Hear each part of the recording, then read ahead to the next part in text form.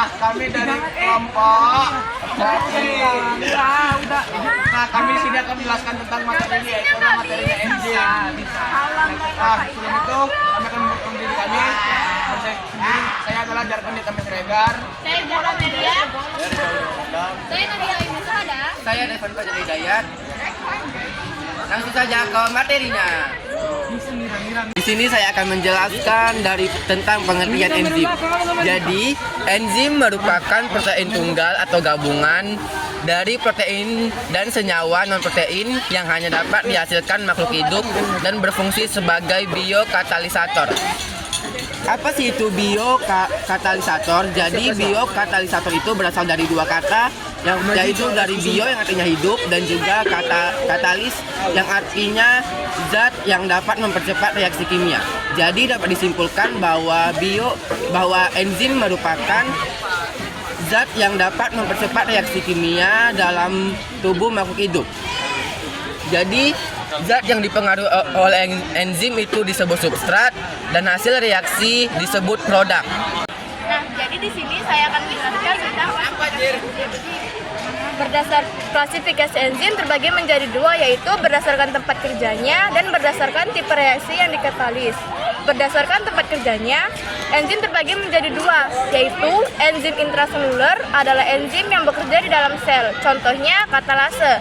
Yang kedua ada enzim ekstraseluler, adalah enzim yang bekerja di luar sel. Contohnya enzim-enzim pencernaan yang disekresikan oleh organ pencernaan, seperti pepsin, renin, atau lipase yang disekresikan oleh lambung. Berdasarkan tipe reaksi yang dikatalis, terbagi menjadi 5, yaitu oksidoreduktase, mengkatalis reaksi oksidasi dan reduksi. Yang kedua ada hidrolase, mengkatalis pemutusan hidrolitik CC, CO, dan CN atau ikatan lainnya. Liase, mengkatalis pemutusan CC, CO, dan CN atau ikatan lain dengan eliminasi atom yang menghasilkan ikatan rangkap. Isomerase, mengkatalis perubahan geometrik atau struktural dalam suatu molekul.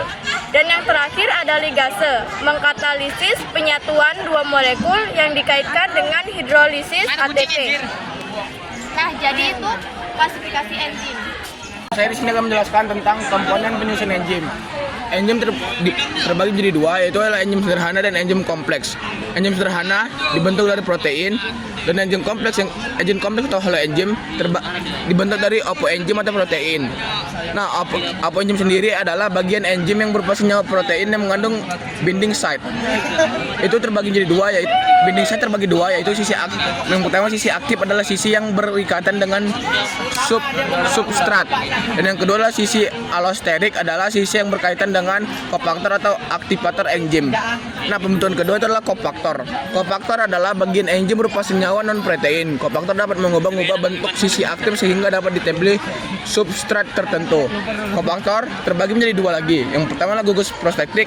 Nah, contoh gugus prostetik itu adalah ion anorganik terikat kuat pada protein.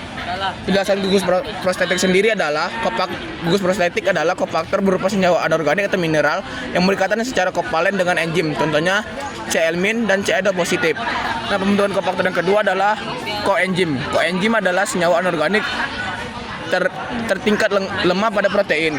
Koenzim adalah kofaktor berupa senyawa anorganik atau vitamin yang berikatan dengan cara non-kovalen dengan enzim, contohnya koenzim NAD positif.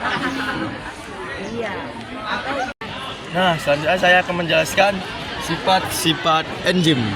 Yang pertama, terlibat dalam jalannya reaksi namun jumlahnya tidak berubah. Nah, yang kedua, mempercepat laju reaksi namun tidak mengubah komposisi produk. Nah, yang ketiga, menurunkan energi aktivasi. Nah, yang keempat, hanya dapat mengatalisis reaksi tertentu. Yang kelima, dibutuhkan dalam jumlah sedikit. Yang keenam, dapat dihambat zat tertentu. Dan yang terakhir, yang ketujuh adalah dapat bekerja dalam reaksi bola balik. Nah, selanjutnya saya akan menjelaskan penghambatan kerja enzim. Berdasarkan sifat ikatannya, inhibitor dijadikan menjadi dua. Yang pertama, inhibitor irreversible adalah inhibitor yang berikatan dengan sisi aktif enzim secara kovalen sehingga mempunyai ikatan yang kuat dan tidak dapat terlepas. Nah, yang kedua, inhibitor reversible adalah inhibitor yang berikatan dengan enzim secara lemah. Artinya inhibitor dapat terlepas kembali dari enzim sehingga enzim dapat kembali aktif seperti semula. Nah, yang terakhir itu inhibitor reversible dapat dibedakan menjadi dua macam, yaitu inhibitor reversible kompetitif bekerja dengan menempati sisi aktif enzim dan bersaing dengan substrat.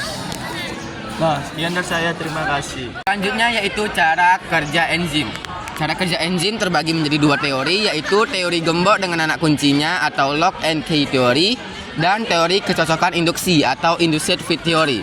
Yang pertama itu ada teori gembok dengan anak kuncinya atau lock and key teori. Menurut teori ini, enzim dan substrat dimisalkan sebagai gembok dan kunci. Suatu enzim hanya bekerja untuk satu jenis substrat saja dengan berikatan pada sisi aktif.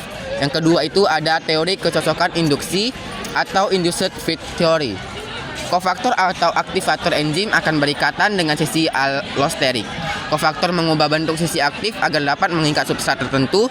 Substrat kemudian diubah menjadi produk dan lepas dari enzim, dan enzim dapat digunakan kembali untuk substrat berikutnya. Simpelnya, menurut teori kecocokan induksi atau induced fit theory ini menjelaskan bahwa sisi aktif enzim dapat berubah mengikuti substrat. Berikut penjelasan mengenai faktor yang mempengaruhi kerja enzim. Faktor yang mempengaruhi kerja enzim antara lain adalah konsentrasi, substrat, konsentrasi inhibitor, suhu, dan pH. Di bagian suhu, semakin tinggi suhu, maka energi kinetik substrat dan enzim meningkat sehingga mempermudah keduanya saling berikatan. Lalu suhu yang terlalu rendah, kecil dari 30 derajat Celcius, menyebabkan enzim tidak bekerja karena enzim mengalami inaktivasi atau penonaktifan proses. Lalu enzim yang mengalami inaktivasi masih dapat digunakan jika suhu kembali normal. Lalu di bagian pengaruh konsentrasi zat-zat, konsentrasi enzim yang lebih besar dari substrat akan mempercepat laju reaksi atau mempercepat pembentukan produksi. Lalu konsentrasi inhibitor yang besar akan memperlambat laju reaksi atau hambat pembentukan produk. Cara mencegahnya adalah dengan meningkatkan konsentrasi enzim, kofaktor, dan substrat. Lalu, di bagian pH dapat mempengaruhi struktur protein pada sisi aktif sehingga substrat dapat berikatan.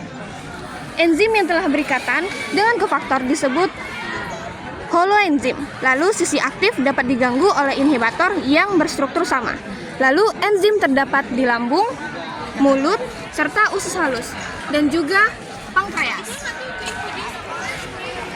Nah, sekianlah presentasi dari kelompok kami. Hanya itu saja yang dapat kami sampaikan. Maaf kalau masih kurang. Kami akhiri. Terima kasih.